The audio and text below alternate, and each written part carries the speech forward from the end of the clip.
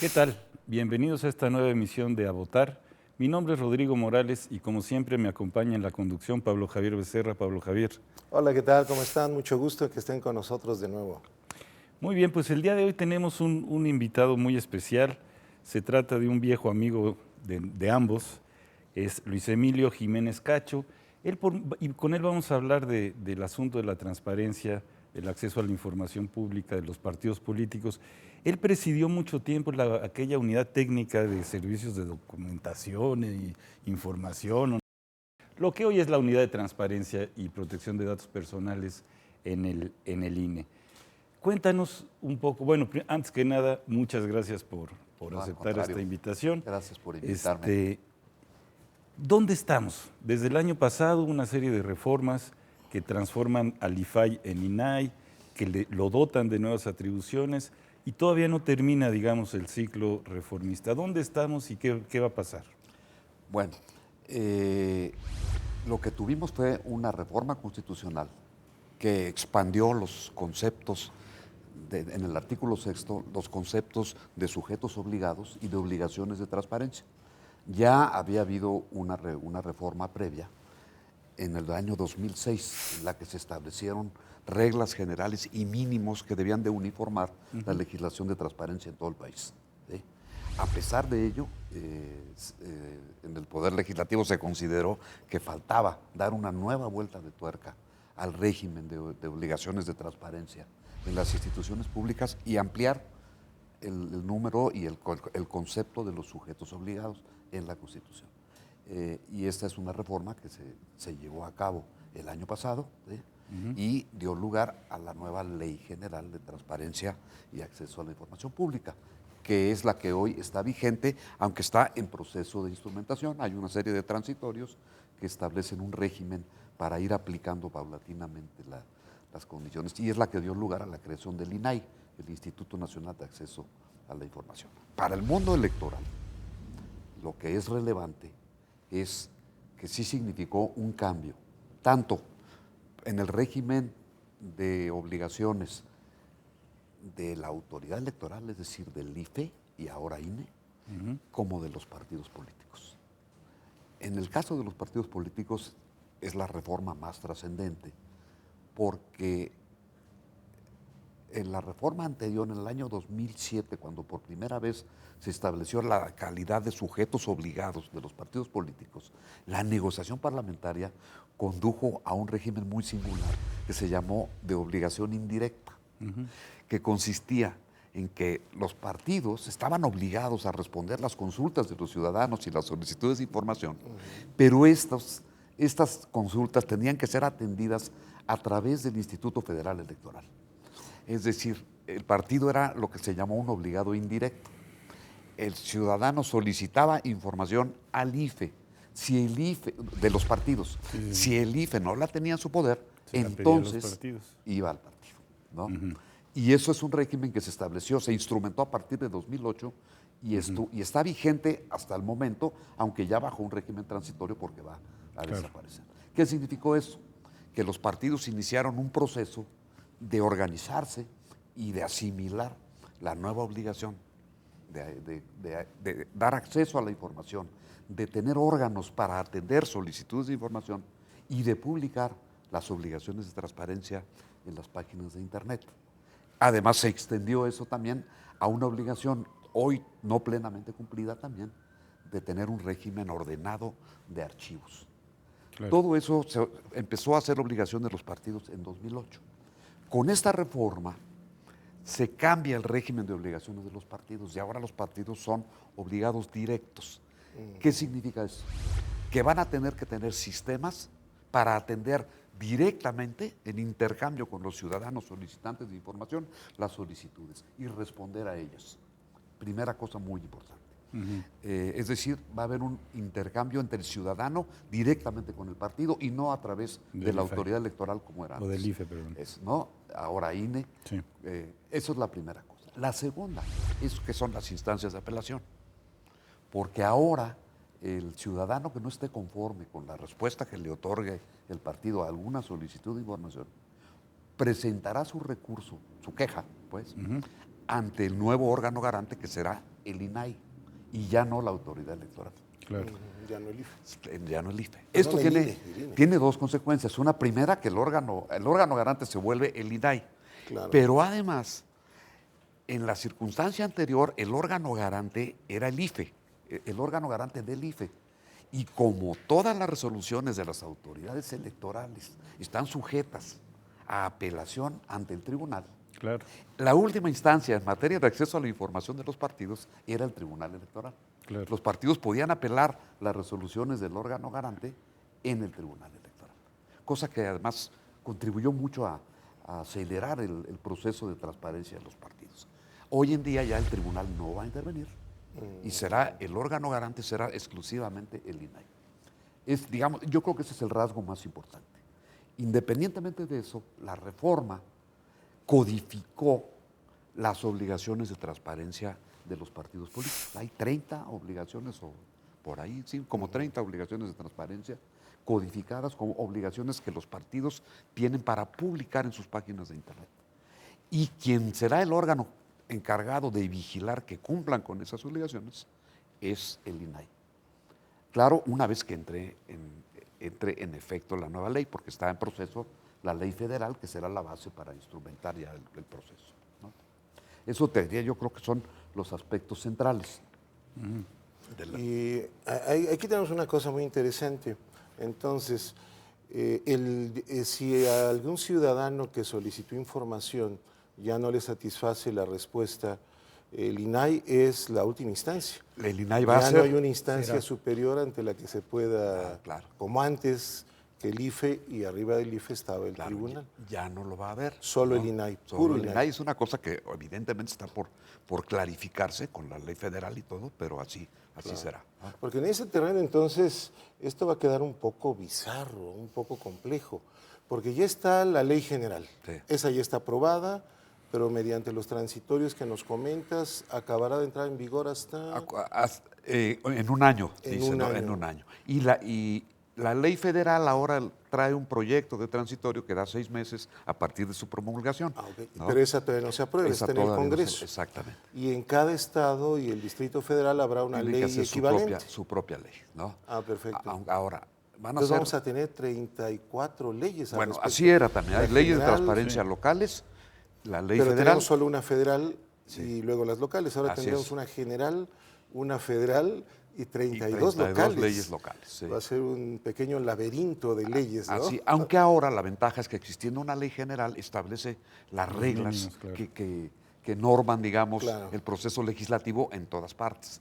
Eso, la idea es homogeneizar el ejercicio del derecho Claro, al que acceso no a la haya información en todo el país. Que no ¿no? haya pequeñas trampitas en algún estado, sino que todo va a depender de este marco general. De este que marco será la ley. general y de una autoridad única, porque inclusive digamos, las resoluciones de los órganos garantes locales, de las autoridades de transparencia locales, pueden ser atraídas o apeladas ante el órgano garante nacional que va a ser Claro, el INAI. el INAI. Eso cambia el régimen, va a ser un régimen de mayor exigencia, además de que se establece un nuevo sistema nacional de transparencia, que es el que va a fijar las reglas de operación para prácticamente todos los órganos garantes. Entonces digamos que todo esto va a estar listo de aquí a todo el año que entra. Sí, yo creo que para Siendo principi- optimistas, sí, ¿no? los primeros meses del año que ya viene. entre en vigor la ley general por completo, la federal y las locales. Así es. Digamos, de aquí a un año más o menos, Claro. mediados de 16 más o menos va a estar completo Exactamente. el nuevo modelo. Así es. Para tener entonces claro de cuál va a ser nuestro marco, ¿no? Así es. Muchas gracias, Luis. A ver, este nuevo federalismo, digamos, en materia de transparencia, que sí creo que tiene sentido para resolver justamente resistencias que se observaban en varias entidades federativas. Pero digamos, en esta evolución de tener órganos, de publicar, de tener archivos, de tener esta evolución que han tenido los partidos, y en tu experiencia, ¿cuáles eran el tipo de resistencias más comunes por parte de los partidos? A ver, yo creo, es una cosa que a veces hay que tomarlo un poco con sentido del humor, Sí. porque en la primera etapa hubo reacciones muy elementales Claro. que implicaban la incomprensión sobre el carácter de los derechos de los ciudadanos, ¿no? Te pongo un ejemplo, es decir, todo el mundo supone una especie de ciudadano sin intereses, que solicita información por el solo ánimo de tener conocimiento. Sí, claro. Y no es verdad. Es decir, cuando alguien solicita una información es porque tiene un interés. Y estamos en el ámbito político. Sí, sí, sí. ¿No? Entonces, una de las primeras etapas era cuando la gente pedía información de los partidos y el partido te contestaba, oye, no, ¿por qué este que solicita es un enemigo nuestro?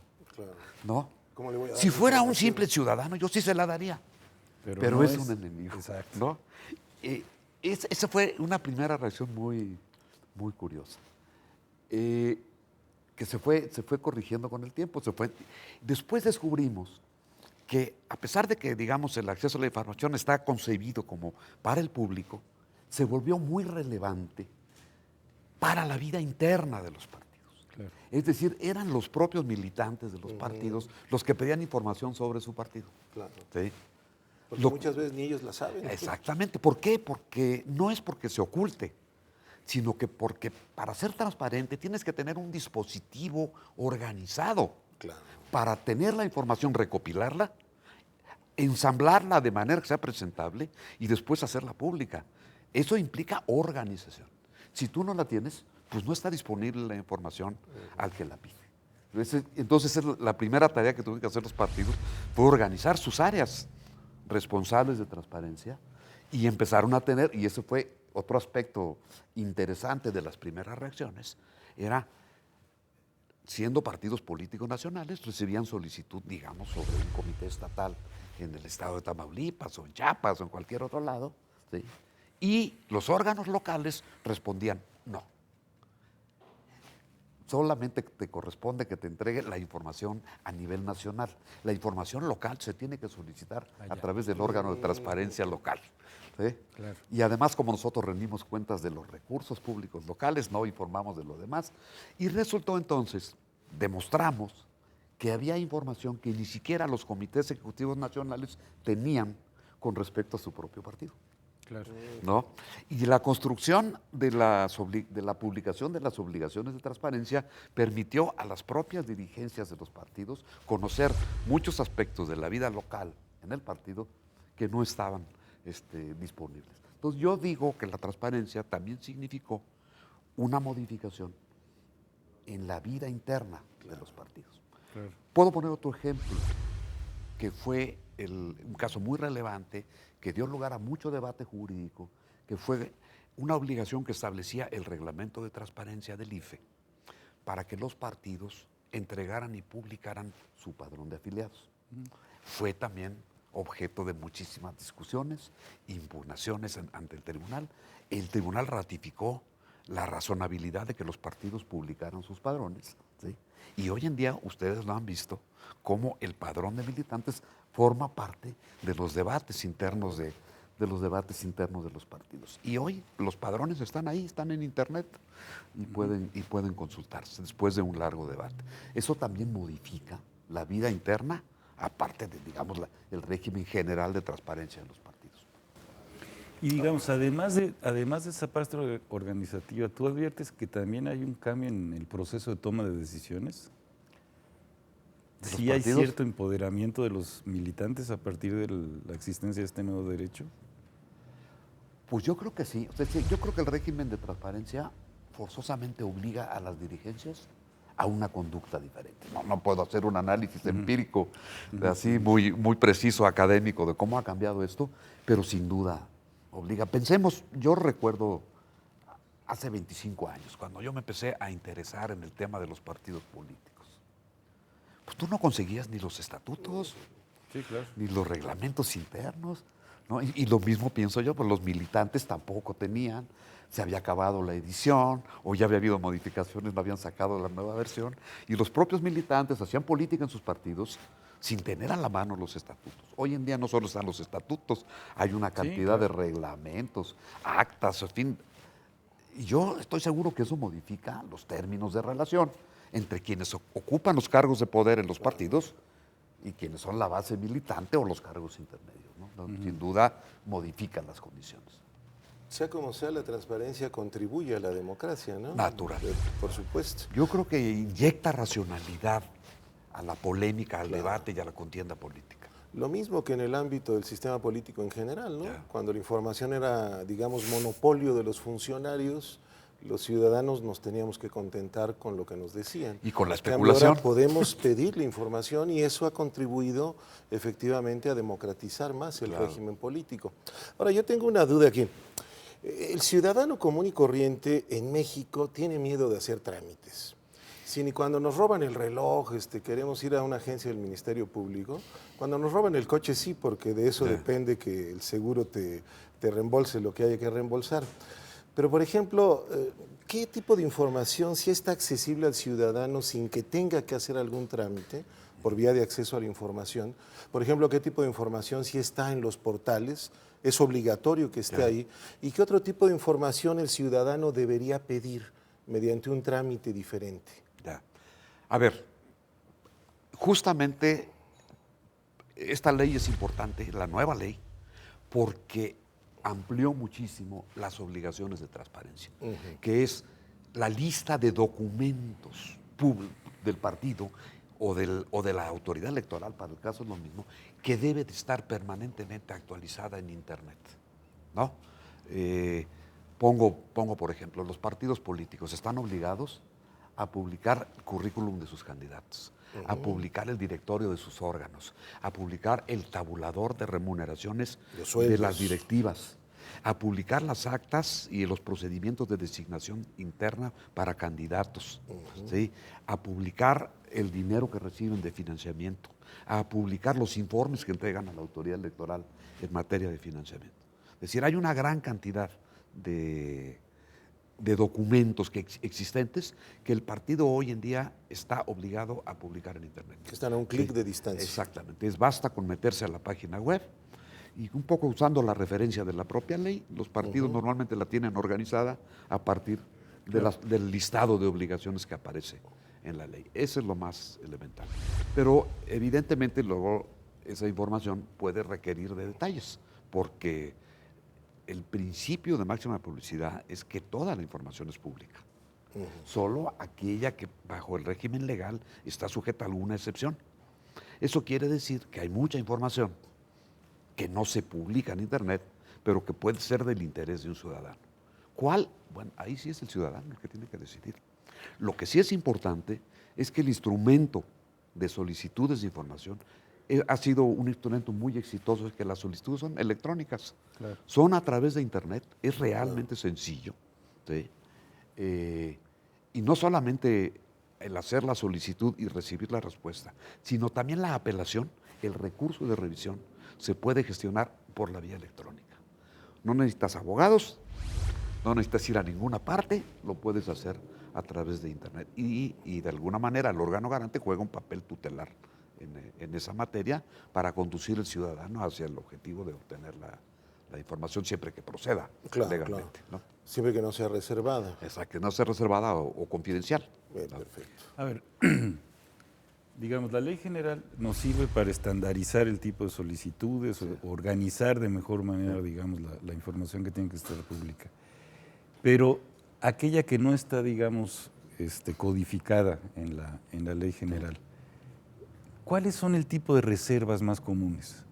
Que los partidos dicen, no, esa sí no me toques, ¿no? Bueno, primero aquella información relacionada con los dirigentes o los candidatos que representa, que contiene datos personales. Ah, bueno, ¿no? pero eso está armonizado con la eso ley de está, protección. y se dice eso, pues está reservado. Y realmente son muy pocos los casos en los que se puede reservar. Hay una discusión fuerte que yo creo que ahora se va a plantear, era con relación a la información de sus gastos, porque se argumentaba que los gastos de los partidos no se habían consolidado hasta que se presentaba un informe y por lo tanto eran reservados hasta que se presentara un informe. Ahora con la fiscalización en línea, pues ya pierde mucho sentido esa idea de que la información... Sí, claro, del acto posterior del es, informe. ¿no? Sí. Y realmente los partidos tienen poca información reservada. Donde ha habido más casos es de respuesta de inexistencia. Okay. Es decir, información que no la tengo, no la puedo conseguir. Y ahí lo que rige es el principio de que si hay una obligación legal de tener esa información, entonces el partido, aunque no la aunque diga que es inexistente, tiene La la tiene que obligación de generar. construirla para entregarla al solicitante. Y ese ha sido el criterio que se ha impuesto, mientras el IFE, ahora INE, fue la autoridad en materia de transparencia. ¿Sí? Vamos a ir viendo ahora cómo el INAI construye el nuevo régimen digamos, de reserva de información y Claro. las reglas para reserva y confidencialidad de información de los partidos, ¿no?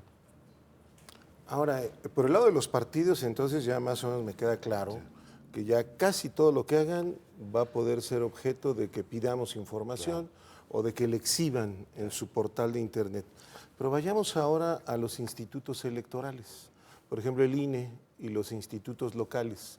También son sujetos obligados, también el ciudadano tiene vías de acceso. Por ejemplo, los especialistas en el tema, pues sí, diario revisamos los portales de internet, del INE, del tribunal, pero ¿qué tipo de información tienen la obligación también de brindarle al ciudadano por las dos vías, ya sea por internet, a un clic de distancia, Ya. como dijimos, o por algún trámite que dices, ahora es súper sencillo, Ya. y de hecho sí, yo en alguna ocasión lo he usado, aunque la mera verdad prefiero usar la información que ya está ahí disponible, Claro. que es un trámite electrónico. Ya. A ver, la nueva ley, como está, establece un listado de obligaciones de transparencia igual para el Instituto Nacional Electoral y para las autoridades electorales locales.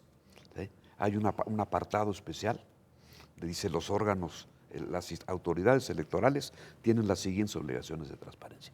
Realmente las obligaciones son muy similares a las que tiene cualquier institución pública, por una parte, digamos, la información que tiene que ver con su estructura, sus funciones, su directorio, la remuneración de los funcionarios, sus presupuestos, todo ese listado de documentos es común, digamos, a todas las instituciones públicas, y ahora me voy a referir a la manera en que está construida esta ley, que es interesante. Y después hay un conjunto de obligaciones de presentar información de carácter electoral.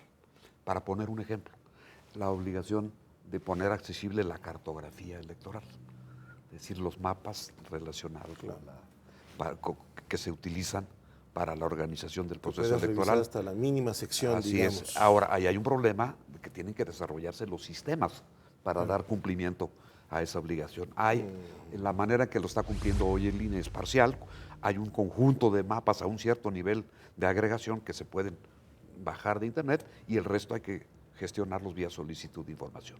Pero sé que está en proceso de construcción un sistema de acceso en línea a toda la cartografía, los 130 y tantos mil mapas hasta nivel de sección electoral que tiene el instituto. Esa obligación aparece en la nueva ley, como otras obligaciones relacionadas con los dictámenes de fiscalización, las actas de acuerdo de Consejo General, en fin, todo lo que tiene que ver con la acción propiamente electoral del instituto, aparte de la administrativa y organizativa. Hay una lista extensa. Ahora, quería yo comentar cómo se construyó esta ley. Lo que hizo esta ley fue, primero, establecer una larga lista, muy larga. Son 40 y tantas obligaciones de transparencia de todos los sujetos obligados. Y después, obligaciones específicas de las autoridades electorales, de las autoridades laborales, para efecto del tema sindical, de los partidos políticos, del poder judicial, etc. Y lo que va a hacer cada sujeto obligado, va a ser examinar ese listado y establecer cuáles conceptos de ese listado le son aplicables. Y después el INAI, el órgano garante, tendrá que calificar si es correcta la evaluación que hace el órgano de cuáles de esa lista son sus obligaciones. ¿Estás dejando algo fuera? O Exactamente. qué sé yo, ¿no? O no te compete, ¿no? Es decir, porque hay casos, por ejemplo, dices, los beneficiarios de programas sociales. Deben publicarse los catálogos. Bueno, pues el INE no tiene beneficiarios de programas sociales, pues no le compete publicar eso. Y así pasa con distintas instituciones, la CNDH, en fin, cada uno tiene particularidades. Y lo que va a suceder ahora entonces es que se irá construyendo el listado específico de obligaciones de transparencia de cada órgano responsable, de cada sujeto obligado, a partir de lo que establezcan y después califique el INAI. A ver, ya hablamos de de la evolución de los partidos, de las instituciones, de la evolución normativa. ¿Quiénes son los usuarios? ¿Cómo han evolucionado los usuarios de transparencia? O sea, ¿quiénes pedían y quiénes piden información? Ya. A ver, no hay un estudio detallado de los perfiles, ¿no? Pero, a ver, por ejemplo, tienes un grupo de solicitantes que son periodistas. Claro. ¿Sí? Eso es muy frecuente. Es notable también, insisto, en que muchos casos son militantes de los partidos. ¿Sí? Hay un segmento de académicos que está haciendo estudios sobre partidos políticos, etcétera. Y luego sí tienes percepción de que a veces hay solicitudes que tienen un interés político específico, porque solicitan detalles muy finos de acontecimientos o de decisiones que se toman en un ámbito localizado, ¿no? Y que gente que por alguna razón política tiene interés, ¿no? Pero, digamos, el 12%, algo así, son periodistas, hasta donde yo recuerdo las últimas estadísticas, ¿no? ¿Y eso es más o menos estable o ha evolucionado? Mira, estoy un poco, hoy yo te diría que evoluciona, ¿sí? Pero no tengo en este momento claro. así No. los datos exactos, ¿sí? Sí ha habido épocas, por ejemplo, se agudiza las solicitudes de información en proceso electoral, Claro. para ponerte un ejemplo, ¿no? Sí, claro. Y ahí hay mayor interés y piden información sobre los procesos de selección interna. Ahora, incluso había un periodo en que pedían información sobre los candidatos y por eso el INE puso en marcha este sistema en el que los candidatos suben el currículum, un sistema que se llama Conoce sí. a tus candidatos, ¿sí? Que permitía tener en un formato homogéneo una serie de información curricular de ¿Y eso era de los voluntario? candidatos. ¿Eh? ¿Era voluntario? Era voluntario porque la ley No no obliga. establece la obligación. Ahora, la ley general establece la obligación de los partidos de publicar el currículum de los candidatos. Ah. Sí, ya lo establece ahora. Pero no se aplicó este año todavía. En este año no, en No. este año funcionó el sistema del INE, El que sistema tradicional. funcionó mejor que hace 3 años, en términos, unos 1,100 y tantos candidatos pusieron su currículum. Esta nueva ley no establece un formato homogéneo, va a haber, ahí la autoridad, se va a encontrar la autoridad de transparencia, se va a encontrar con la necesidad de generar órdenes o mandatos en términos de qué formatos utilizar, porque de otra manera es muy fácil la simulación. ¿Sí? Es decir, ahí va el currículum y te pongo 4 cosas y 2 Sí, son claro. relevantes. ¿no? Irrelevantes. Entonces la autoridad tiene que ir generando formatos Estandarizado. sí, estandarizados que obliguen a poner la información relevante, ¿no? Es parte de lo que tiene que suceder, creo, en este caso con el currículum de candidatos, que yo creo que es muy importante. Claro. Decir que el ciudadano cuando va a votar tenga una referencia de quiénes son los candidatos entre los que puede escoger. ¿Qué cargo se ocupó? Si son hombres, si son mujeres, si son viejos, si son jóvenes, si son taxistas, son empresarios, son politólogos, Claro. ¿verdad? Y qué trayectoria tienen. Pues es lo mínimo que se le pide digamos, al sistema electoral que ofrezca al ciudadano para que pueda votar con conocimiento de causa. Pues se nos terminó el tiempo. Muchas gracias por su atención a esta emisión. Pablo Javier, Luis Emilio, muchas gracias por estar con nosotros. Al contrario. Muchas gracias, nos quedamos con muchos temas, pero será para la próxima.